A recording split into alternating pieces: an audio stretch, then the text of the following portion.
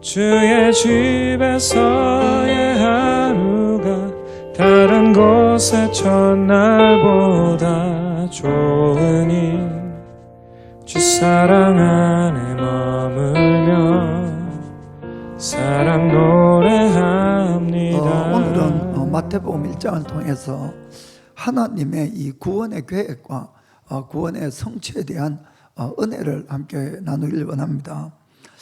이 복음서는 예수님의 일대기를 이렇게 기록해 놓은 것으로 아주 대단히 중요한 내용들이 거기에 많이 있습니다. 자, 그럼 한번 마태복음 1장 1절부터 6절 읽겠습니다. 아브라함과 다윗의 자손 예수 그리스도의 세계라.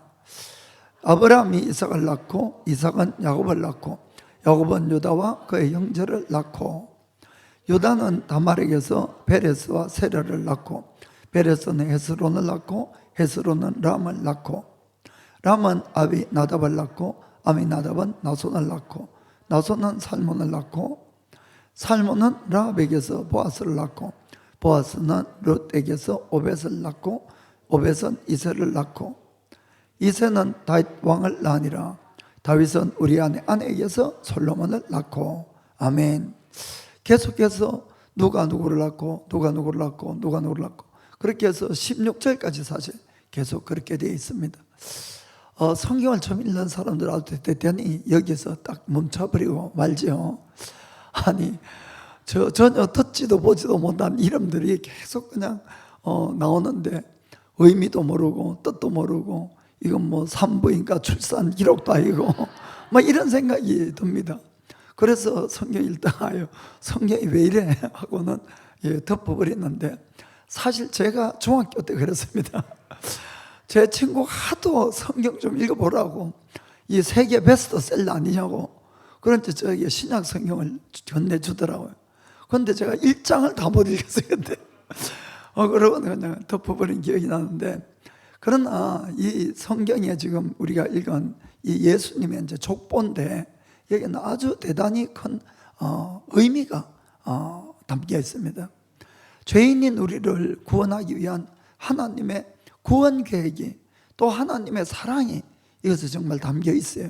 그리고는 그 하나님께서 그 구원 계획을 하나님의 아들 예수님을 이 땅에 보내주심으로 완성을 시켜주신 겁니다. 그래서 이제 16절에 보면은 놓고 야곱은 마리아의 남편 요셉을 낳았으니 마리아에게서 그리스도라 칭하는 예수가 나시니라. 아멘. 이렇게 예수님의 이 땅에 오시게 된 겁니다. 그래서 오늘 주제는 먼저 성경은 하나님의 우리에 대한 사랑과 구원의 계획서다, 이렇게 우리가 정의를 할 수가 있는 겁니다. 예수님의 복음서가 이제 4가지가 있는데 특별히 마태복음에는 구약 성경에 대한 인용이 제일 많이 나와 있습니다. 93번이나 구약 성경에 대한 인용이 있는데 그 대부분은 다 예수님에 대한 것이에요. 이건 아주 대단히 중요한 의미를 사실 가지고 있습니다. 우리는 그냥 성경을 쭉 이렇게 읽고 있지만은 이 예수님께서 이 땅에 오시기 전에 벌써 천몇백 년 전부터 또 몇백 년 전부터 예수님에 대한 것들을 하나하나 미리 예언을 한 거죠. 그리고는 그 때가 되어서 그렇게 된 겁니다. 1000년 전부터 또 이게 몇백 년 전부터 이렇게 계속 예수님에 대한 예언을 하고 때가 되어서 그것이 이제 성취가 됐다. 이것은 한번 생각해 봅시다. 몇백 년 전에 예언되는 것이 한 가지 두 가지가 아니고 그것들이 그 때가 되어서 다시 진짜로 이것이 성취가 됐다는 것은 이건 놀라운 일인 겁니다. 이것은 정말로 모든 만물을 만든 하나님이란 분이 계시니까 이것이 가능한 것이지, 그분이 안 계시다면 절대로 이것은 불가능하다, 그런 이야기입니다. 그래서 하나님께서는 이 모든 만물을 만드시고 항상 보시면은 미리 말씀하시고 때가 돼서 성취하시고 미리 말씀하시고 때가 돼서 성취하시고 이걸 반복적으로 성경에 기록해 놓은 이유가 있습니다. 그것은 바로 하나님이란 그분이 정말 살아계실 뿐만 아니고 그분이 말씀하는 모든 것은 진리라는 겁니다. 그대로 다 이루어진다는 것이죠. 그러니까 성경 안에 있는 예수님도 우리가 분명히 믿을 수 있는 분이고, 그리고 그분을 믿어야만이 영생을 얻을 수가 있다. 그것을 우리에게 전한다는 것을 꼭 믿으시길 바랍니다. 그래서 하나님은 모든 사람이 성경과 이 인류의 역사를 잘 살펴보기만 하면은 하나님을 분명히 인정할 수 있고 믿을 수 있게끔 객관적인 증거를 주신 겁니다. 그것이 바로 예언과 성취고 바로 이 성경이라는 사실을 우리가 아셔야 됩니다. 역사라는 것은 한번 지나가 버리면은 다시 바꿀 수가 없잖아요. 그대로 다 있는 것이에요. 그런데 이것을 하나님이 그렇게 하셔서 정말 하나님이 전지하고 전능하시는 것을 나타내 주신 겁니다. 그래서 주님께서는 역사 가운데 늘 그분을 나타내 주셨다는 것을 기억하시길 바랍니다. 그래서 하나님은 어디 점장이나 이런 사람하고 똑같은 것이 아니고 정말 역사라는 이 모든 시간을 표를 가지고 우리에게 증거해 주는 그런 스케일이 크신 분이라는 것을 꼭 기억하시길 바랍니다. 그래서 그 창조주 하나님께서는 그분이 하나님이라는 사실을 바로 예언하고 성취하고 이걸 하셨는데, 이사야서를 보면은 이런 내용이 있습니다. 하나님께서 우상에 대해서, 우상들에게, 이 세상 신들이지요, 너희가 미래의 일에 대해서 좋은 일이든 나쁜 일이든 그것을 미리 예언을 하고 성취해봐라. 그래서 그것이 맞으면은 내가 너희를 정말 하나님으로 인정해 주겠다. 그런 이야기가 나옵니다. 그러나 너희들은 절대로 그걸 할 수가 없어. 이것을 말씀하는 겁니다. 자, 이사야서 41장 21절 보는데, 일본어 성경에는 아나타가다와 하는 너희들 하는 것이, 그것이 바로 우상들아 하는 그 이야기입니다. 자, 우리 한번 21절부터 읽어보겠습니다. 나 여호와가 말하노라. 너희 우상들은 소송을 일으키라. 야곱의 왕이 말하노니 너는 확실한 증거를 보이라. 22절. 장차 당할 일을 우리에게 진술하라. 또 이전의 일에 어떠한 것도 고하라. 우리가 연구하여 그 결과를 보리라. 알리라. 혹 장래사를 보이며 후래사를 진술하라. 너희의 신됨을 우리가 알리라. 또 복을 내리든지 화를 내리라. 우리가 함께 보고 놀라리라. 24절. 과연 너희는 아무것도 아니며 너희는 허망하며 너희를 택한 자는 가정하니라. 아멘. 너희들이 해보라는 겁니다. 진짜로 미래의 일을 복이든 화든 내려보고 정말 그 말대로 맞으면은 하나님인 걸, 내가 신인 걸 인정하겠지만 너희들은 절대로 할 수 없다. 그 뜻입니다. 그러니까 이 구약 성경에서 이 예수님을 증거하고 미리 그것이 성취되고 한다는 이것은 간단한 일이 절대로 아니라는 것입니다. 참 하나님이시기 때문에 그것을 가능하다는 것을 지금 성경은 말씀한다는 것이죠. 예를 들어서 그래서 신약 성경하고 구약 성경을 잘 보면은 그런 내용들이 있는 겁니다. 구약 성경을 인용한 것은 반드시 선지자들이 이렇게 이야기한 것들을 하나님이 이루려 하리 하심이라 이렇게 적혀 있다는 것이죠. 예수님은 이 성령님으로 말미암아 잉태되었죠. 마리아에게서. 그런데 마리아는 그때에 이 약혼을 하고 있던 그 사이였습니다. 그 남편 될 요셉이 아주 당황스러웠어요. 그럴 때에 하나님의 천사 가브리엘이 이 요셉에게 나타나서 그 사정을 설명해 줍니다.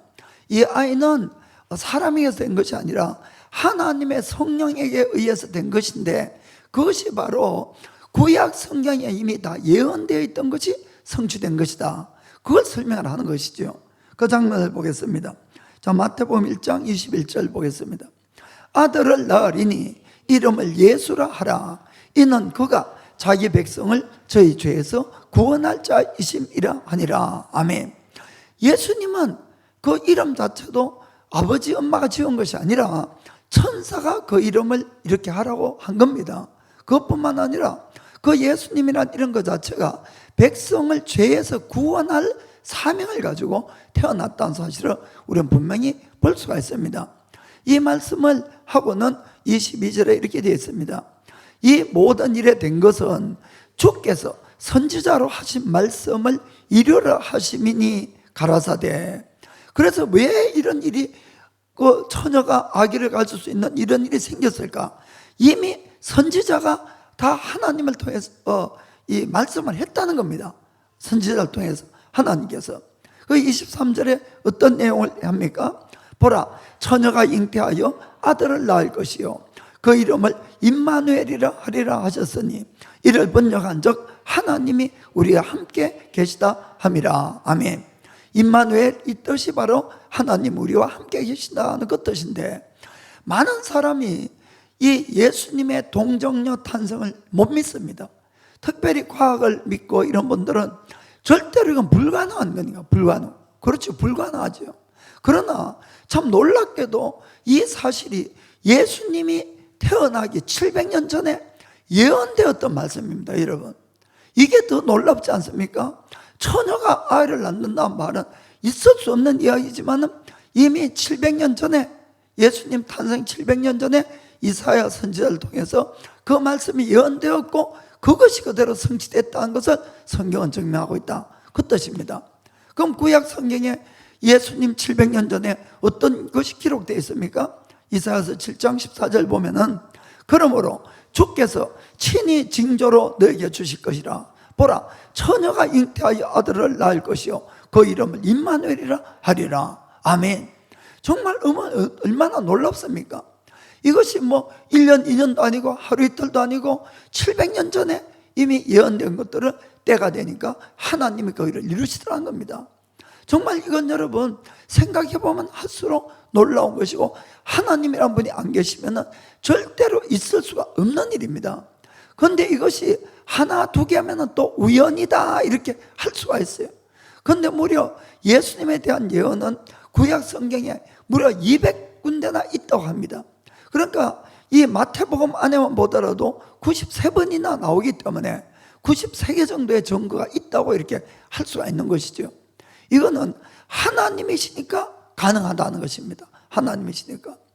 이 세상에 수많은 종교가 있고 그 종교를 만든 이 교주라는 사람들이 있는데, 어느 교주도 한번 보세요. 석가든 공자든 마음에떠든 태어나기 전에 이런 모습으로 태어날 것이다 예언된 사람 아무도 없습니다. 여러분, 그냥 그 당시에 태어난 거지요. 아무도 없습니다. 그리고 태어나서 이런 일을 할 거다 아무도 없습니다. 그러나 예수님만은 이 사람을 통해서, 이 사람 통해서 쭉 예언이 되고, 또 그리고 베들레헴에서 태어나고, 그리고 고난받을 것, 부활할 것, 또 이 땅에서 이런 일을 하실 것 다 기록이 되어 있는 겁니다. 그것은 바로 그분만이 하나님이시고 구세주라는 것을 우리에게 알리기 위함이라는 것을 꼭 믿기를 주님으로 축복합니다. 하나님께서는 우리에게 증거를 자꾸 제시하네요. 증거를, 믿을 수 있는 증거. 그것의 가장 중요한 증거가 바로 하나가 성경 말씀이라는 사실을 꼭 깨닫길 원합니다. 그 하나님께서 죄를 지어서 영원히 멸망할 수밖에 없는 우리 인간을 그래도 하나님이 만드셨으니까 사랑하시고 우리를 죄에서 구원하시고 영원한 생명을 주시기 위해서 그분의 아들을 이 땅에 보내실 걸 계획했습니다. 그리고 그분은 우리 인간으로 태어나서 우리를 대신해서 십자가에 죽지 않으면 안 되는 그런 운명입니다. 그래서 그 아들을 보내기 전에 이분이 틀림없는 구세주기 때문에 분명히 믿으라는 증거로 그것을 그냥 무조건 보낸 것이 아니라 수많은 2000년이라는 세월의 증거를 계속해서 가지고 이 땅에 태어나게 하셨다는 사실을 꼭 우리가 믿고 알아야 되는 것입니다. 그래서 그 아들 예수님을 보내기 위해서 첫 번째 선택한 사람이 바로 아브라함이라는 사람입니다. 아브라함, 지금의 유대인들의 조상이죠. 제일 선조 아브라함. 그러니까 지금부터 4000년 전에 그 아브라함이란 한 사람을 택해서 그로 말미암아 이삭을 낳고 야곱을 낳고 12아들을 낳고, 그리고 또 그 중에도 유다 지파를 통해서 다윗을 통해서 이렇게 하나님께서는 구세주를 내가 보내겠다 이걸 계속해서 예언해 오셨다는 사실을 꼭 믿으시길 바랍니다. 좀 전에 말씀드렸던 것처럼 하나님은 바로 역사와 성경을 통해서 하나님이 살아계시고 예수님이 참 구세주라는 것을 객관적인 증거를 지금 우리들에게 제시하고 있다는 사실을 꼭 기억합시다. 사실 하나님으로 입장해 볼 때는 우리 인간이 하나님의 은혜를 배반하고 우리 인간이 하나님을 반역해서 죄를 지은 겁니다. 그러면은 정말 하나님께서는 우리 인간을 완전히 무시해도 되고 정말 이렇게 하셔도 되지만은 일일이 아주 자세하게 하나님께서는 이 구세주에 대한 증거를 계속 우리에게 제공하고 있다는 사실은 하나님이 얼마나 우리를 구원하기를 원하시냐, 그걸 참 볼 수가 있는 겁니다. 하나님의 놀라우신 사랑뿐만 아니고 놀라우신 인내를 가지고 우리를 구원으로 인도하고 있다고 믿게 되기를 주의 이름으로 축복합니다. 물론 처음으로 이 성경, 특별히 신약 마태복음 읽는 분들은 이름들이 전혀 모르는 이름들이 나오고 계속 나오니까 정말 이게 뜻도 모르고 또 읽기도 힘들지만은, 그러나 유대인들에게는 이 구절이 너무나 잘 아는 겁니다. 그들은 뭐 태어나서부터 아브라함을 잊고 이삭, 야곱 쭉 그 이야기를 들으면서 이 자란 것들이 자란 분들이 이 유대인이니까 바로 자기들의 선조고, 또 하나님이란 그분께서 이런 분들을 통해서 구세주를 보내줄 것도 그들은 다 믿고 있어요. 그들은 아직도 구세주를 사실 기다리고 있습니다. 아직도. 그런데 참 안타까운 사실은 뭔가 하면은 역사라는 이 과정 속에서 이 2000년 전에 부터 유대인들이 이제 그들의 죄 때문에 멸망을 당하고 전 세계로 흩어졌지만은 결국 많은 핍박을 기독교인들에게 받아왔습니다. 그러다 보니까 이 후기에, 그러니까 신약에 들어서 2000년 동안은 유대인들이 크리스찬에 대한 상처가 너무나 많은 거예요. 문을 완전히 닫아버렸어요. 그래서 그분들은 기독교에 대한 아주 적대감들이 너무나 많습니다. 그리고는 그분들은 신약 성경을 절대로 읽지도 않고 읽지 말라고 이렇게 이야기합니다. 그거는 이 예수님이, 이 유대인들은 유대인인가 몰라요. 대부분은 가톨릭을 만든 사람이다 이렇게 생각하고 있습니다. 그 로마 사람이었어요. 이탈리 사람, 예수님은. 그러니까 이분들은 그렇게 오해를 하고 이렇게 했습니다. 그래서 저희가 작년에 이제 처음으로 이 이스라엘 갔을 때에 그때 예루살렘에 있는 이 기도의 집을 방문한 적이 있어요. 그거 이제 티크바라는 유대인 이 30대 여성이 그 구원받은 간증을 하더라고요. 구원받은. 그 이제 이스라엘은 여자들도 다 군대를 가니까 군대를 복무하고 나니까 마음이 너무 허무하고 허전하고 이 좀 방황을 해서 이곳저곳 놀러도 다니고 여행도 다니고 이렇게 했는데, 그때 이제 만난 친구들이나 이래 사람들이 자꾸 신약 성경을 권하길래 그래 자기다 각권에 있어도 안 읽었답니다. 그런데 어느 날 도대체 주위에서는 읽지 말라 그러고 또 어떤 사람은 꼭 읽어보라 그러고, 그럼 뭐가 적혀있길래 싶어서 혼자 이 성경을 읽는데 지금 읽은 이 마태복음 1장 1절부터 쭉 이렇게 읽은 거예요. 아브라함부터. 그런데 놀랍게도 아브라함부터 쭉 시작해서 42번째 누가 나왔는가 하면은 예수님이 거기에 있는 거예요. 예수님이. 이분이 거기서 완전히 깨달음이 오고 구원을 받은 겁니다. 우리는 이거 뭐 산부인가 뭐 출산기록인가 이러고 있는데 이것 때문에 구원받은 거예요. 이분이. 참 하나님의 놀라운 은혜고 역사라는 사실을 우리가 볼 수가 있습니다. 그래서 성경은 어느 구절을 통해서도 구원의 역사가 일어나는 겁니다. 여러분, 갑자기 또 생각이 나서 그런데 이 창세기 4장이나 여기 보면은 주로 몇 살 삽니까? 주로 800살, 900살 막 이렇게 살아요. 그죠? 그 어떤 분이 이제 그 길을 이제 지나갔는데 어느 교회에서 그 구절을 같이 큰 소리를 읽고 있었답니다. 뭐 아담은 몇 살까지 살고 누구는 몇 살까지 살고 누구는 몇 살까지 살고 하는데 그 구절에 은혜 받고 구원된 사람이 있습니다. 이분이 그 구절을 처음 들으면서 아유 그런 거짓말을 이렇게 했는데 몇 살 살고 죽고 몇 살 살고 죽고 가는 죽는다 소리에 은혜를 받은 겁니다. 아, 사람이 아무리 많이 살아도 천사를 살아도 결국 죽는구나. 그래서 이분이 교회를 들어와 가지고 복음을 듣고 구원을 받았다는 겁니다. 할렐루야. 그러니까 우리가 정말 이건 살아계신 하나님 말씀인 거예요. 우리는 읽으면서 야, 이거 뭐 왜 이런 말씀이 여기 있나 하지만은 그것 때문에 구원받는 사람이 생긴다는 겁니다. 아멘. 또 이러면 또 어디까지 했는가 지금. 그 아무튼 이 성경은 하나님이 우리를 구원하시고자 하는 간절한 소망이 여기 들어있는 책이라는 것을 우리가 꼭 믿을 수가 있습니다.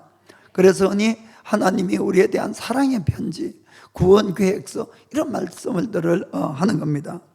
자, 그 다음에 우리가 이 계보를 통해서 알 수 있는 것은 하나님은 모든 사람이 구원을 받기를 원하신다는 것 이야기입니다. 이 계보가 가지고 있는 아주 큰 의미는 뭔가 하면 하나님이신 하나님의 아들 예수님이 우리의 인간의 모습으로 이런 루트를 통해서 이 땅에 오셨다, 그 이야기입니다. 이 땅에 오셨다. 그래서 하나님은 왜 그럼 우리의 인간의 모습으로 와셔야 됐는가? 그것은 우리의 인간의 죄를 대속하기 위해서는 우리 인간의 죄를 대신 속해줄 제물이 되기 위해서 오신 겁니다. 이 구약 성경부터 하나님의 드리는 이 제물은 흠도 없고 점도 없는 완전한 것이어야 되죠. 그렇지요? 우리 죄인은 하나님 앞에 제물이 되려고 해도 제물이 될 수가 없어요. 왜냐하면 죄가 있기 때문에, 이미 흠이 있기 때문에 진정한 제물이 안 된다, 그런 이야기입니다.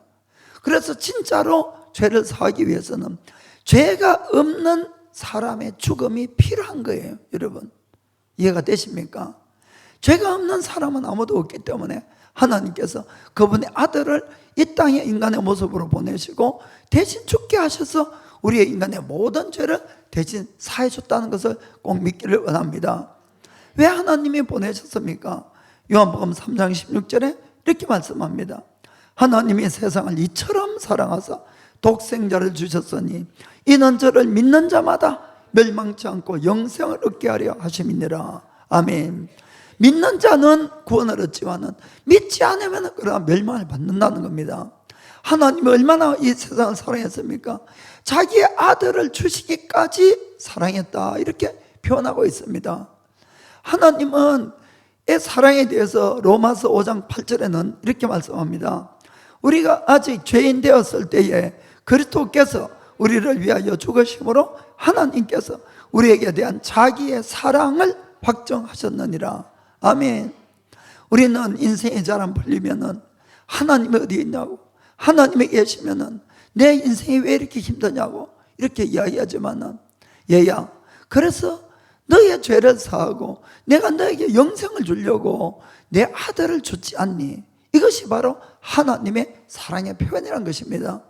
우리가 하나님을 믿고 얻는 가장 큰 축복은 영원한 생명이라는 것을 늘 꼭 기억하시길 바랍니다. 이 땅에서 뭐가 좀 잘 되고 안 되고 그것이 아니에요. 여러분, 정말 영생보다 귀한 것이 없는데 그것을 하나님은 자기의 생명과 바꾸어서 우리에게 그 영원한 생명을 주셨다는 사실을 꼭 기억하시길 바랍니다. 그래서 영생 얻은 감격과 기쁨 속에서 신앙생활하는 것이 참 신앙생활입니다. 뭐 기도를 해서 응답이 되는 것도 기쁩니다. 그러나 그것을 좀 뛰어넘으셔야 됩니다. 그것이 아니라 잘 되든 안 되든 내가 영원한 생명을 얻었다는 그 감격 가운데 신앙생활하는 분들이 가장 복이 있는 사람입니다. 그럼 절대로 흔들릴 수가 없어요. 늘 감격 속에서 감사하며 이렇게 주님을 섬겨할 수 있게 되는 겁니다. 이 예수님의 계보에는 42명이 등장하는데 그 모든 사람들은 다 따지고 보면은 예수님의 할아버지, 할머니가 다 되겠지요. 그런데 하나님은 어떤 분입니까?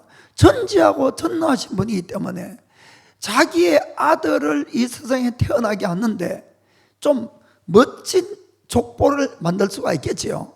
그래서 거룩하고 흠없고 정말 바르게 사는 모든 사람들을 다 골라가지고 그분들을 예수님의 조상으로 이렇게 만들 수도 있습니다. 그리고 아주 역대의 훌륭한 왕들만 다 모아가지고 이렇게 족보를 꾸며서 이 아들을 보낼 수도 있습니다. 우리 하물며 인간들도 우리 자녀들이 잘 되기 위해서는 온갖 정말 노력을 다 쏟는데 모든 걸 할 수 있는 하나님이 얼마든지 그렇게 할 수가 있습니다. 그런데 예수님의 족보를 보면 그렇지 않다는 사실을 발견합니다. 이 하나님의 아들 거룩한 그분의 족보임에도 불구하고 그 안에는 물론 훌륭한 분도 있지만 그러나 세상에 이 죄인이라도 이런 죄인이 없는 그런 죄인도 있고 정말 말도 안 되는 직업을 가진 사람도 있고 그런 사람들이 거기에 다 있다는 겁니다. 하나님은 그러면은 무엇이라도 할 수 있는데 왜 그렇게 만들었을까 하는 그 이야기죠. 그것은 하나님은 의인만 구원하기를 원한 것이 아니고 죄인도 구원하기를 원한다는 사실입니다. 그래서 의인도 있고 죄인도 있고 귀한 자도 있고 천한 자도 있고 부한 자도 있고 가난한 자도 있고 이방인도 있고 유대인도 있고 여자도 있고 남자도 있고 수많은 종류의 사람들이 사실 그 42명 안에는 등장한다는 사실을 우리가 볼 수가 있습니다. 그래서 하나님은 그 사실을 통해서 무엇을 할 수 있는가 하면은 모든 사람을 다 구원하기를 원한다. 그것을 우리가 마음 깊이 느낄 수가 있습니다. 그러면 어떤 사람들이 그 안에 있는가 보겠습니다. 자, 다시 마태복음 1장 1절 보겠습니다. 아브라함과 다윗의 자손 예수 그리스도의 세계라. 아멘. 42명 중에서 가장 대표된 사람이 아브라함과 다윗으로 이렇게 되어 있습니다. 그걸 대표자로 다시 한번 이게 뽑았죠. 그래서 이 아브라함과 다윗 물론 너무너무 훌륭한 분들인데 그러나 이분들이 전혀 흠이 없었느냐? 그것은 아니라는 사실이죠. 물론 아브라함은 나중에 그 믿음이 정말 성장해서 정말 하나님의 벗이 되고 또 이 믿음의 조상이란 이 칭호를 받을 만한 그런 훌륭한 분이 된 건 사실이지만은 그러나 아브라함도 처음부터 그런 대단한 믿음의 용감한 하나님의 사람은 아니었다는 것을 우리가 볼 수가 있습니다. 아브라함은 자기 아내를 2번이나 남에게 빼앗겼어요. 그리고는 말 한마디 못하고 그리고는 혼자 끙끙대고 있는 그런 비겁한 사람이었다는 것을 우리가 볼 수가 있습니다. 원래 아브라함은 갈대아 우르에서 살고 있었어요. 지금 이야기하면 이라크 땅입니다. 이라크 땅. 그곳에서 하나님의 부르심을 받고 그는 그 빙 돌아서 북으로 갔다가 이제 밑으로 중간으로는 바로 못 합니다. 그 사막 때문에 그 빙 돌아서 이렇게 1000km가 넘는 길을 이렇게 오게 되는데 그가 이제 부름을 받고 가나안 땅에 왔습니다만은 이 기근이 들어서 아무것도 농사를 할 수도 없고 먹을 것이 없었어요. 그는 대단히 실망이 되었던지 그곳에 와서는 하나님께 묻지도 않고 그냥 애굽 땅으로 내려가 버리고 맙니다. 그런데 애굽 땅에 가니까 사람들도 많고 또 무서웠는지 근데 이제 사라가 너무 예뻤잖아요. 참 예쁜 것도 탈이에요 사실. 적당한 분이 항상 좋은 것 같아. 그 사라가 너무 예쁘니까 사람들이 사라를 빼앗아 가려고 자기를 죽이고 아내를 빼앗아 가면 어떡할까 하는 걱정이 딱 생긴 거예요. 그러니까 믿음이 없었다 이 말입니다. 그때 사실은.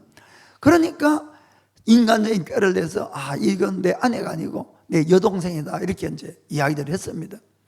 그러니까 여동생이니까 누구라도 마음에 들면 결혼할 수 있는 거 아닙니까? 그 소문이 왕에게 들어가니까 왕이 한번 보자고 했어요. 그 왕이 한눈에 반했는지 막 왕이 갔는데 오질 않았네 이게. 그런데 왕에게 이제 빼앗기니까 왕은 또 오라비에게 아주 많은 은금을 줬다고 되어 있어요. 여기 보면은 그 은금이 아브라함에게 뭐가 좋았겠습니까? 얼마나 마음이 아프고 끙끙대는 나날을 살았겠습니까? 그건 이제 혼자 해결이 안 되는 절망 가운데 있을 때 그래도 하나님이 또 이것을 보내주게 했어요. 그 왕이 꿈에 나타나고 그 재앙이 내리고 뭐 이렇게 해서 이제 사라가 왔습니다. 그런데 한 번 그랬으면 됐지. 그 뒤에 한 20몇 년이 지났는데 또 이 거랄 또 이 가뭄이 들었다고 거랄 땅으로 가서 또 그 거랄 왕에게 갔을 때도 그때는 이제 바로 이야기를 해도 될 것 같은데 나이가 들어서 이제는 다 할머니 됐는데 그래도 막 사라가 예뻤는지 그래도 또 동생이라고 이렇게 이야기를 해서 또 왕에게 빼앗겨버리는 그런 치욕스러운 사건을 당했습니다. 그때도 아무 말도 못했는데 하나님이 또 그때도 구원해 줬었어요. 그런 절망을 가지고 믿음이 없는 그런 아브라함이 그래도 정말 100살 때 믿음이 자라서 100살 때 난 이삭을 하나님이 나에게 드리라 하니까 정말로 하나님께 드리려는 그런 참 믿음의 순종의 사람이 된 걸 볼 수가 있습니다. 아무튼 예수님의 첫 번째 이 족보에 들어가 있는 아브라함은 정말 아내를 빼앗기도 말 한마디 제대로 못한 그런 비겁한 사람이었다는 것을 볼 수가 있습니다. 이 다윗은 어떻습니까? 다윗은 이스라엘 왕 중에서 또 지금도 마찬가지고 그 당시도 모든 사람들로부터 가장 사랑받고 가장 존경받는 인물입니다. 이 이스라엘 국기의 가운데 보면 이제 별이 있는데 그것을 다윗의 별 이렇게 이야기를 합니다. 그 정도로 다윗에 대해서 이스라엘 사람들의 이 마음이 있지요. 그 다윗은 목동으로서 정말 하나님의 큰 은혜를 입고 정말 우여곡절도 많이 겪었지만 이 이스라엘 왕이 되었어요. 그리고 아주 강한 나라를 이렇게 만들어 갑니다. 그런데 사람이 모든 것이 잘 되니까 마음이 깨어진 겁니다. 그리고 어느 이제 때가 되어서 왕이 전쟁을 나가야 됨에도 불구하고 자기는 궁중에 편안하게 있고 이 부하들만 전쟁에 내보냈어요. 그 사람이 할 일이 있어야 되지. 할 일 없으면 꼭 사고를 칩니다. 그 할 일 없이 왔다 갔다 하다가 그 이웃집에 그 목욕하는 여인을 보고는 반해가지고 그러고는 불러왔는데 자기의 충성스러운 아내, 부하의 아내인 겁니다. 그런데 하룻밤을 같이 지내버렸어요. 그러고는 그 여인에게 연락이 와서 아기를 가졌다는 거예요. 큰일 난 겁니다, 이제. 이게 발각되면 완전히 왕도 큰일 나고 큰일 나니까. 어쨌든 이걸 감추려고 인간적인 꾀를 내서 우리아라는 사람을 불렀어요. 전쟁터에서. 불러가지고 사정을 언제 전쟁이 어떻게 됐느냐 하는 걸 물어보는 것처럼 하고는 그래 너가 먼 길에 왔으니까 집에 가서 편안하게 쉬라 하고는 막 거하게 이렇게 한상 차려서 이제 내보냈는데 다른 사람들이 이야기하기를 우리아가 집에 안 들어갔다는 거예요. 성 밖에서 잤다는 거예요. 그 불러가 물어봤습니다. 왜 네가 성 밖에서 잤냐 하니까 아니 자기의 상관이나 동료들은 지금 목숨 걸고 전쟁터에서 싸우고 있는데 어떻게 내가 편안하게 집에 들어가서 잠을 잘 수가 있느냐고 그렇게 이야기했어요. 여러분 얼마나 충성스럽습니까? 그러니까 다윗이 또 술을 먹이는 거예요. 참 옛날이나 지금이나 하는 짓이 비슷하고 술을 잔뜩 먹이고는 그래 네가 오늘 하루만 더 자고 그러고 이제 가라. 그런데도 술이 취해도 이 친구가 성 밖에서 그냥 잤습니다. 그런데 다윗이 이 상태로 안 되니까 정말로 자기의 죄를 덮으려고 그 죄 없고 충성스러운 부하를 결국 적의 손을 빌어서 죽이게 하는 겁니다. 간음의 이 살인자의 이걸 또 은폐하려고 얼마나 정말 추악한 짓을 했느냐 하는 이야기입니다. 그럼에도 불구하고 예수 그리스도의 족보에 올라가 있다는 사실을 우리는 기억해야 됩니다. 그것뿐만 아니고 유대인의 족보라는 것은 원래 여자는 사람 수에 치지 않습니다. 그런데 이 족보의 이 42명 중에 5명이 여인이 거기에 올라와 있어요. 여인이 다말, 라합, 룻, 우리아의 아내, 또 마리아. 이 5 여인 중에서 예수님을 낳으신 마리아 외에 4명들은 문제가 좀 있는 여인들이었어요. 그것도 아주 심각한 문제가. 자, 먼저 마태복음 1장 3절에 보겠습니다. 유다는 다말에게서 베레스와 세라를 낳고 아멘. 자, 유다와 다말의 관계가 어떤 관계인가 하면은 시아버지와 며느리 관계인 거예요, 사실은. 그런데 이 다말에게서 자녀를 낳았다 이렇게 되어 있는 겁니다. 이게 참 말도 안 되는 것이 잘 보면은 막 성경이 다 기록이 되어 있어요. 저는 성경을 읽으면서 참 감동하고 또 이 성경을 더 믿게 된 이유가 뭔가 하면은 성경은 어떠한 사람도 가장 거짓으로 꾸미지 않는다는 사실이에요. 죄가 있으면 죄 있는 그대로 다 밝히는 것이 성경의 사실입니다.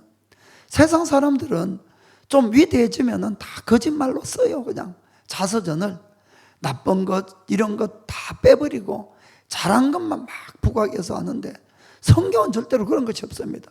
어느 사람을 막론하고 티깔만한 죄가 있어도 죄 있는 그대로 다 밝히는 것이 바로 성경입니다.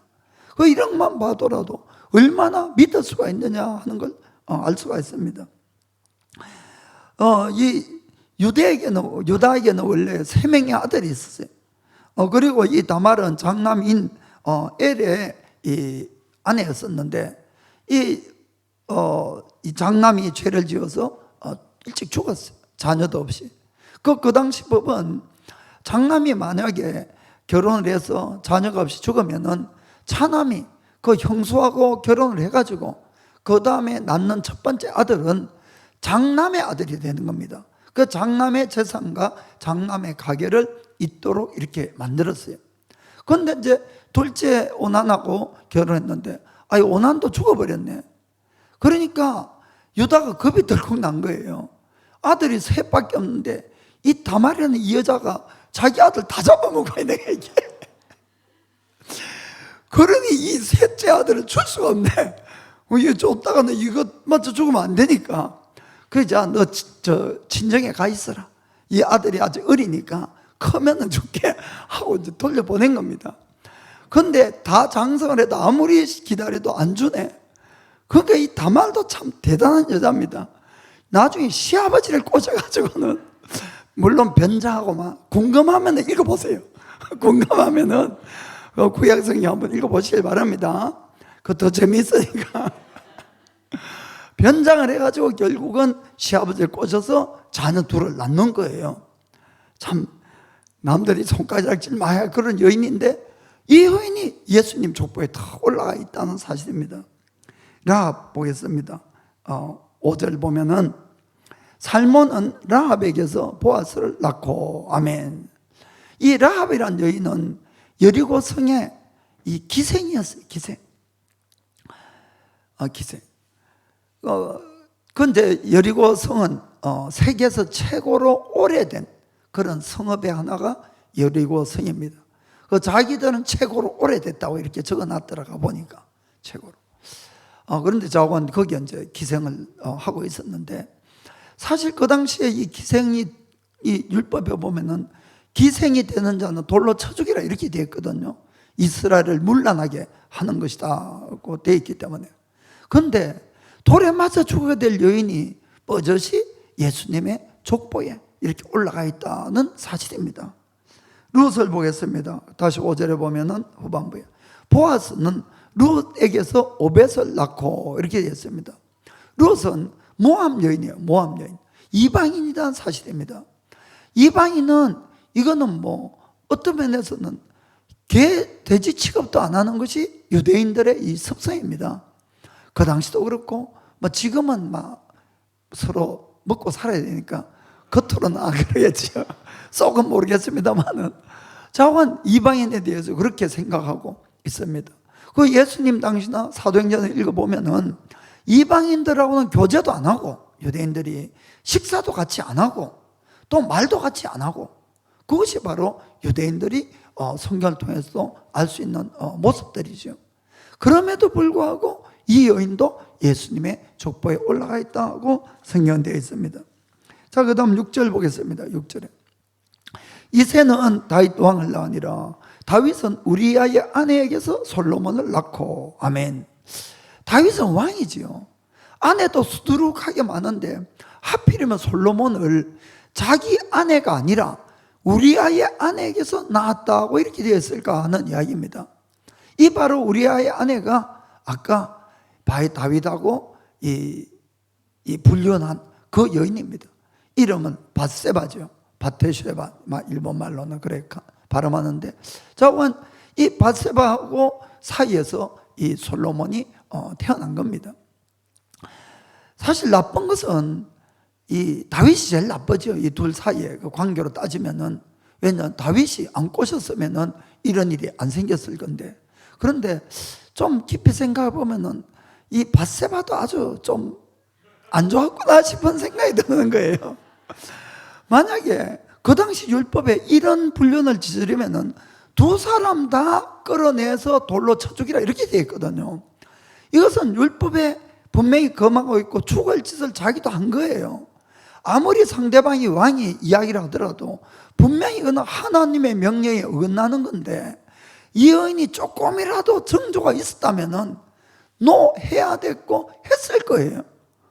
그런데 다윗이 너무 잘생겼는지 잘은 모르겠습니다만은 그냥 못 이긴 체하고, 그러니까 이 여인도 죄가 없다 할 수가 없다 이런 이야기입니다.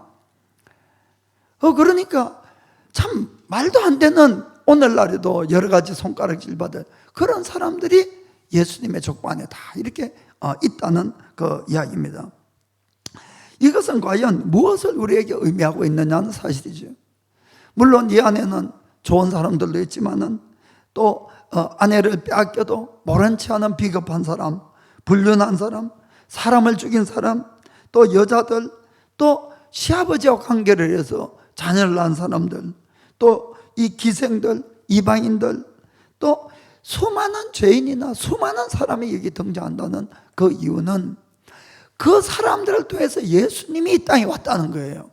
참 놀라운 거는 그렇죠.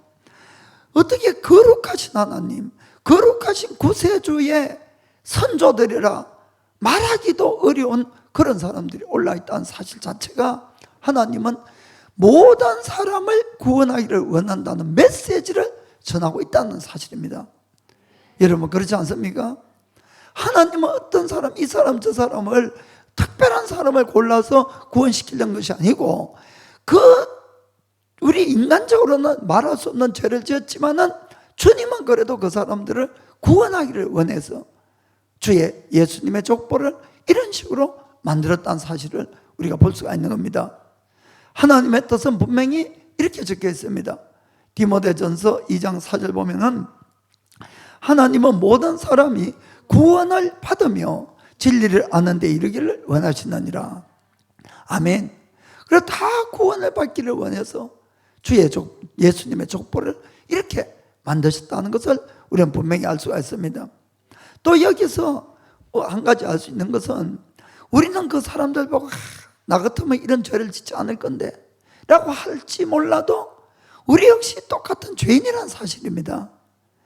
죄의 종류는 다를지 몰라도 우리가 같은 마음을 가지고 있고 같은 더러움을 가지고 있고 같은 죄를 짓는 죄인이기 때문에 우리 역시 이 예수님을 통하지 않으면 구원을 받을 수 없다는 존재라는 것을 성경은 우리에게 말씀하고 있는 것을 꼭 깨닫길 원합니다. 성경은 분명히 이렇게 말씀합니다. 로마서 3장 11절 보면은 10절에 의인은 없나니 하나도 없으며, 한 사람도 의인이 없다는 겁니다. 하나님이 보시기에는. 그래서 23절에 모든 사람이 죄를 범하였음에 하나님의 영광에 이르지 못하더니. 아멘. 우리가 예수를 만나지 않고 믿지 않는 한 누구도 천국 갈 수 없다, 그 뜻입니다. 쉽게 이야기하면 그런 죄인을 하나님이 사랑하셔서 죄 있는 사람들을 통해서 이 땅에 오셨고 우리를 구원하시려는 하나님의 놀라운 의지가 이 성경 속에 기록되어 있다는 것을 우리는 분명히 볼 수가 있습니다. 우리는 하나님이 왜 이 땅에 오셨는가를 다시 한번 봅시다. 누가복음 5장 31절부터 32절에 예수께서 대답하여 가라사대 건강한 자에게는 의원이 쓸 데가 없고 병든 자에게라 쓸 데가 있나니. 아멘. 내가 의인을 부르러 온 것이, 자, 그 다음에 내가 의인을 부르러 온 것이 아니요 죄인을 불러 회개시키러 왔노라. 아멘. 정말 그렇습니다. 건강한 사람은 병원에 갈 필요도 없고 약을 먹을 필요도 없는 것이에요. 아픈 사람이 병원에 가고 찾는 거죠. 그러면 내가 의인이라고 생각한 사람은 예수님을 찾을 수가 없다는 겁니다, 여러분. 예수님을 그냥 우리가 문제를 해결하고 복을 주고 소원을 이루는 그런 하나님으로 온 것이 아니란 걸 아셔야 됩니다. 죄에서 구원하기 위해서 오신 것이에요. 죄에서. 그러니까 내가 죄인이라는 이 깨달음이 자각이 없다면은 예수님하고 진정한 만남이 안 되고 진정으로 믿을 수가 없는 겁니다. 여러분 아시겠죠? 그러니까 예수님께서는 그 죄인의 족보 가운데서 오셨고 죄인을 구원하러 오셨고 천사도 그 백성을 죄에서 구원하실 분이라고 말씀한 겁니다. 그렇기 때문에 정말로 우리가 죄인이라는 이 의식이 깨달아지는 것만큼 주님을 더 깊이 만날 수 있는 은혜가 바로 여기에 있다는 사실을 꼭 믿게 되기를 주님으로 축복합니다. 이 예수님의 계보에는 믿음으로 들어갑니다. 믿음으로. 이것도 참 중요합니다.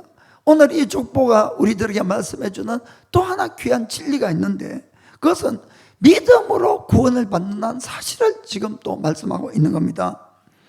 그분들은 이 예수님의 족보에 들어가 있는 지금 이야기했던 분들은 그들의 행위로 볼 것 같으면 누가 예수님 족보에 들어갈 수 있고 누가 구원을 받을 수 있겠냐는 그 이야기입니다. 그렇겠죠? 누구 한 사람 들어갈 수도 없고 들어가지 못하는 것이 아니라 지옥에 떨어지고 그것도 아주 심한 지옥에 밖에 떨어질 수 없는 그런 사람도 그 안에 있을 겁니다. 그러나 그분들이 그런 죄가 있었음에도 불구하고 그분들은 예수님의 족보에 올라가 있다는 사실은 우리에게 무엇을 의미하고 있느냐? 그것은 바로 우리의 구원이 우리의 행위로 되는 것이 아니고 하나님에 대한 믿음으로 이루어진다는 사실을 미리 보여주기 위한 것이라는 것을 우리가 깨달을 수가 있다는 것입니다. 아멘. 우리 인간은 아까 성경에 있는 것처럼 의인은 없나니 하나도 없는 거예요. 우리가 하나님 앞에 나의 행위로 구원받을 만큼 착하고 절대 죄 안 짓고 거룩한 사람은 정말 아무도 없는 겁니다. 하나님은 이 사실을 너무나 잘 알고 계시기 때문에 그래서 하나님께서는 우리 인간의 구원을 행위가 아니라 믿음으로 죄사함을 얻게 하고 구원시켜 줬다는 사실을 꼭 깨달길 원합니다. 우리 행위를 알고 못하면 먼저 아무도 구원을 받을 수 없기 때문에 그렇습니다. 그래서 어떠한 죄가 있어도 일단 마음으로 회개하고 정말 예수님의 이 대속 사건을 내가 마음으로 믿고 그 예수님을 내가 마음으로 주인으로 모시고 이제는 예수님을 따라 살면은 구원을 받는 겁니다. 이건 분명한 사실입니다. 여러분 그것을 꼭 믿으시길 바랍니다. 그래서 에베소서 2장 8절 9절에 너희가 그 은혜를 인하여 믿음으로 말미암아 구원을 얻었나니 이것이 너희에게서 난 것이 아니라 하나님의 선물이라. 아멘. 선물은 여러분 공짜로 받으니까 선물이지 내가 대가로 받으면 일해서 받으면 대가지 그건 선물이 아니죠. 한마디로 공짜다. 공짜. 구원은 믿음으로 공짜다. 9절에 행위에서 난 것이 아니니 이는 누구든지 자랑치 못하게 함이니라. 아멘. 아무도 그래서 천국 가서 나는 내가 뭐 이걸 잘해서 구원받고 저걸 잘해서 구원받고 그럴 사람은 아무도 없습니다. 다 예수님 주님이 나를 대신해서 십자가에서 피 흘려주신 그 은혜로 내가 구원을 얻었습니다. 이 고백밖에 할 수가 없다는 겁니다. 아멘. 실제로 그런 겁니다. 그래서 우리가 정말 믿음으로 구원을 주신 그분을 영원히 찬양해야 되는 겁니다. 그러나 우리가 여기서 또 하나 분명히 깨닫고 알아야 되는 것은 내가 행위가 아니라 믿음으로 구원을 받았다고 해서 죄를 얼마든지 지어도 나는 용서받고 천국 갈 수 있다 이렇게 생각하면 절대 착각이라는 것을 꼭 아시길 바랍니다. 하나님이 왜 우리를 행위가 아니라 믿음으로 구원을 시켜주시는가 그 목적을 잘 알아야 된다는 겁니다. 먼저는 행위로 구원받은 사람이 아무도 없기 때문에 주님이 믿음으로 구원을 받게 해주셨고 우리에게 공짜로 죄사함을 준 이유는 앞으로는 죄를 짓지 말고 바른 삶을 살아라는 겁니다. 너희가 이제는 어둠의 자녀가 아니라 빛의 자녀가 되었으니 빛의 자녀들처럼 살아라. 이것이 하나님이 우리를 구원해 주신 목적인 걸 아시길 바랍니다. 그 베드로전서 2장 24절에 분명히 적혀 있습니다. 베드로전서 2장 24절에 친히 나무에 달려 그 몸으로 우리 죄를 담당하셨으니 누가 예수님이 이는 왜 그랬느냐? 이는 우리로 죄에 대해서는 죽고 의에 대하여 살게 하려 하심이라. 아멘. 이젠 죄 짓지 말고 의에 대해서 살아라, 바른 삶을 살아라고 주님이 그렇게 해주셨다는 겁니다. 우리가 디도서도 2장 14절 보겠습니다.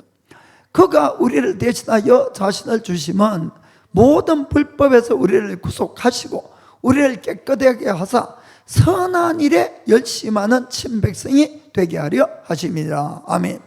이제는 선한 일에 열심하는 하나님의 백성을 만들려는 것이 주의 뜻이라는 겁니다. 어느 날 간음 현장에서 붙잡혀온 여인이 있습니다. 이건 돌에 맞아 죽어야 되는 그런 입장이죠. 그런데 예수님도 이 여인을 정죄하지 않는다고 했어요. 내가 너를 정죄하지 않고 보내준다. 그러나 그 다음에 분명히 이런 말씀을 하십니다. 자, 요한복음 8장 11절에 대답하여 주옵나이다. 예수께서 가라사대 나도 너를 정죄하지 아니하노니 가서는 다시는 죄를 범치 말라 하시니라. 아멘. 이것이 목적이라는 겁니다. 죄를 공짜로 용서하지만은 다시는 죄 짓지 않는 것. 아멘. 꼭 기억하시길 바랍니다. 우리가 좀 전에 읽었던 예수님의 족보에 나오는 이 모든 사람들도 다 인간적으로는 각각의 이 부족함도 있고 연약함도 있고 죄들도 많이 있었어요.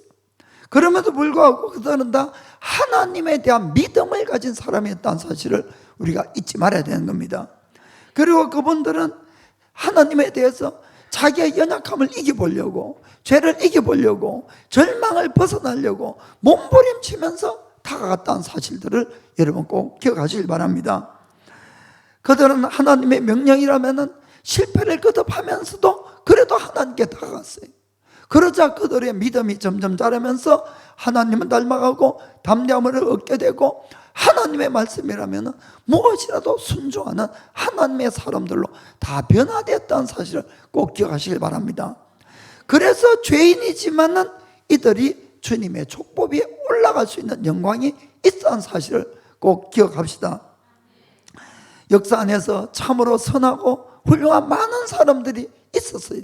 그럼에도 불구하고 예수님은 하나님은 그런 사람들을 예수님의 족보에 넣지 아니하고 수많은 좌절도 있고 죄도 있고 여러 험악한 삶을 산 사람들을 예수님의 족보 안에 넣은 이유는 저는 어떠한 사람이라 할지라도 예수님 안에서 새로운 소망을 가질 수가 있고 새로운 힘을 얻을 수가 있고 새로운 출발을 할 수 있다는 것을 그것을 알려주기 위한 것이라고 저는 믿고 있습니다. 사랑하는 성도 여러분, 우리가 참 살아가다 보면은 여러 가지 일도 만날 수가 있습니다. 그리고 여러분 중에도 죄 때문에 또 어떤 큰 실패 때문에 좌절하고 낙담해서 이제는 내 인생 끝났다고 이렇게 인생을 포기하고 있는 그런 분들도 있을 것입니다. 그러나 사랑하는 성도 여러분, 여러분들이 그럴 때마다 다시 한번 예수님의 족보를 읽어보시기 바랍니다. 그 안에는 우리보다도 훨씬 죄 많은 사람들도 많이 등장하고 훨씬 더 큰 좌절과 어려움 속에 있는 사람들도 있었습니다. 그러나 그분들이 왜 예수님의 족보에 들어갔습니까? 믿음으로 반응했기 때문에, 믿음으로 주님 앞에 나갔기 때문에 그렇습니다. 그러자 주님은 그들의 죄도 용서하시고 그들을 구원하시고 그들을 이 절망 가운데서 건져주시고 그리고는 승리자로 만드시고 게다가 예수님의 족보에까지 넣어주셨다는 사실을 꼭 명심합시다. 그래서 우리도 늘 우리 주님만을 바라보고 예수님을 말미암아 새로운 구원과 능력과 또 소망을 가지고 더욱 나은 인생을 살아가게 되기를 예수님의 이름으로 축복합니다. 다 기도하겠습니다. 나의 평생에 단 한 가지 소원, 주의 아름다우신 보며 사랑 노래하는 것. 오 나를 주 선언